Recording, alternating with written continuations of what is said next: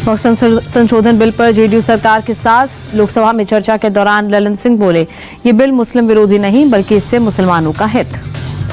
ललन सिंह का विपक्ष पर अटैक, बोले बिल का विरोध वही कर रहा जिसका इस पर कब्जा रहा, वोट के लिए देश को बांटना चाहता है विपक्ष। वक्फ बिल पर चर्चा के दौरान ललन सिंह का पीएम मोदी को लेकर बड़ा बयान, बोले मोदी मुस्लिम विरोधी नहीं, उनके अच्छे काम की तारीफ होनी चाहिए। बिल पास होने के बाद मुसलमान उनके साथ खड़े होंगे। नीतीश कुमार पर उठ रहे सवालों को लेकर ललन सिंह का तगड़ा जवाब, बोले नीतीश और जेडीयू को विपक्ष के सेक्युलर सर्टिफिकेट की जरूरत नहीं। नीतीश जी ने मुसलमानों के लिए ऐतिहासिक काम किए। कांग्रेस सांसद इमरान मसूद बोले, वक्फ का मतलब ना समझने वाले भी वक्फ पर बोल रहे, इस बिल से मुसलमानों को कानूनी मामलों में उलझाने की साजिश। इमरान मसूद बोले, वक्फ को मुसलमान ही समझता है और मुसलमान ही जानता है, फिर वक्फ बोर्ड में गैर मुसलमानों को बहुमत क्यों। पूर्व केंद्रीय मंत्री अनुराग सिंह ठाकुर बोले, वक्फ बिल से अन्याय पर प्रहार, हिंदुस्तान में मुगलों का कानून नहीं, सिर्फ बाबा साहब का संविधान चलेगा। अनुराग ठाकुर का कांग्रेस पर अटैक, बोले वक्फ बिल से कांग्रेस की तुष्टीकरण की राजनीति खत्म होगी। कांग्रेस ने वोट बैंक के लिए संविधान का सौदा किया, वक्फ को वोट बैंक का एटीएम बना रखा। अनुराग ठाकुर बोले, सिर्फ 200 लोगों के हाथ में ये वक्फ की पूरी संपत्ति, हम जमीन जिहाद नहीं होने देंगे। संदेश साफ है, एक होंगे तो सेफ होंगे। अनुराग ठाकुर का मल्लिकार्जुन खड़गे पर डायरेक्ट अटैक, बोले कर्नाटक के घोटाले में कांग्रेस अध्यक्ष का नाम आया, लाल टोपी वाले सपाइयों की सरकार जमीनें खा गई। वक्फ बिल के विरोध में उतरा शिवसेना उद्धव गुट, लोकसभा में सांसद अरविंद सावंत बोले, वक्फ बिल के जरिए न्याय देने की मंशा नहीं, सरकार की कथनी और करने में अंतर। उद्धव के सांसद बोले, बांटने और काटने की बात करने वालों को आज मुसलमानों पर प्यार क्यों आया। एक तरफ सौगाते मोदी, दूसरी तरफ सौगाते बिल।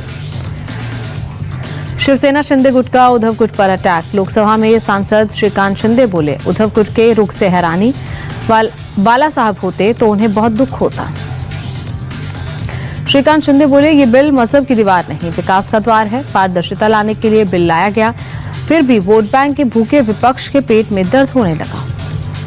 संसदीय कार्य मंत्री किरण रिजिजू ने लोकसभा में दोपहर करीब 12 बजे पेश किया वक्फ संशोधन बिल। बिल पर चर्चा के लिए 8 घंटे का समय निर्धारित। बिल पेश करने के बाद केंद्रीय मंत्री किरण रिजिजू ने कहा, कानून के जानकारों के साथ साथ समाज के हर वर्ग का लिया गया सुझाव। बिल पेश करने के दौरान रिजिजू का बड़ा दावा, कहा संसद भवन पर भी वक्फ कर रहा था दावा, संशोधन नहीं होता तो संसद भवन भी वक्फ की संपत्ति। वक्फ बिल पर लोकसभा में जमकर हंगामा, रिजिजू बोले, हमने खुले मन से बिल पेश किया, वक्फ बिल किसी धर्म के खिलाफ नहीं। रिजिजू ने कहा, दुनिया में सबसे ज्यादा वक्फ की संपत्ति भारत में, गरीब मुसलमानों के लिए काम हो रहा तो आपत्ति क्यों। विरोध करने वालों को सदियों तक याद रखा जाएगा। कांग्रेस सांसद गौरव गोगोई ने सरकार पर उठाए सवाल, कहा सरकार लोगों को बांटना चाहती है, सरकार बताए उसके कितने अल्पसंख्यक सांसद। गोगोई ने कहा, इस सरकार में अल्पसंख्यकों की स्थिति खराब हुई, ये सरकार संविधान को कमजोर करना चाहती है। संसद में बोले रविशंकर प्रसाद, वक्फ बोर्ड के पास 8 लाख से ज्यादा संपत्तियां, कितने अस्पताल और कितने स्कूल बने, राजनीति मजबूरी के चलते विरोध। रविशंकर बोले, वोट बैंक के लिए कहां तक जाएगा विपक्ष, क्या मुसलमानों के आदर्श वोटों के सौदागर होंगे। रविशंकर बोले, करप्शन रोकने के लिए वक्फ बिल जरूरी, वक्फ बोर्ड धार्मिक नहीं संवैधानिक संस्था। संसद में बोले सपा अध्यक्ष अखिलेश यादव, वक्फ बिल नाकामी का पर्दा, बीजेपी सरकार हर मोर्चे पर फेल। अखिलेश बोले, बीजेपी से ध्रुवीकरण कर अपने वोट संभालने के लिए बिल लाई, बीजेपी वक्फ की जमीन पर कब्जा करना चाहती है, इस बिल से देश की सेकुलर इमेज को खतरा। वक्फ बिल पर चर्चा के दौरान अखिलेश का तंज, कहा अभी तक बीजेपी नहीं चुन पाई राष्ट्रीय अध्यक्ष। अखिलेश के बयान पर अमित शाह का पलटवार, कहा सभी पार्टियों को अपने परिवार से चुनना है अध्यक्ष, बीजेपी में ऐसा नहीं होता। वक्फ संशोधन बिल पर महमूद मदनी का बयान, बोले जिस तरह ये बिल पेश किया गया वो संवैधानिक, सरकार अपनी ताकत का इस्तेमाल कर रही है। मौलाना मदनी बोले, वक्फ संशोधन बिल हमें नामंजूर, हम बिल को पूरी तरह रिजेक्ट करते हैं। तमिलनाडु के मुख्यमंत्री एमके स्टालिन ने प्रधानमंत्री मोदी को चिट्ठी लिखी, वक्फ संशोधन विधेयक को पूरी तरह वापस लेने का आग्रह। वक्फ बिल पर योगी के मंत्री अनिल राजभर बोले, मोदी सरकार के अलावा कोई ऐसी सरकार नहीं जो यह काम कर सकते थे। बहुत सही समय पर यह निर्णय हुआ।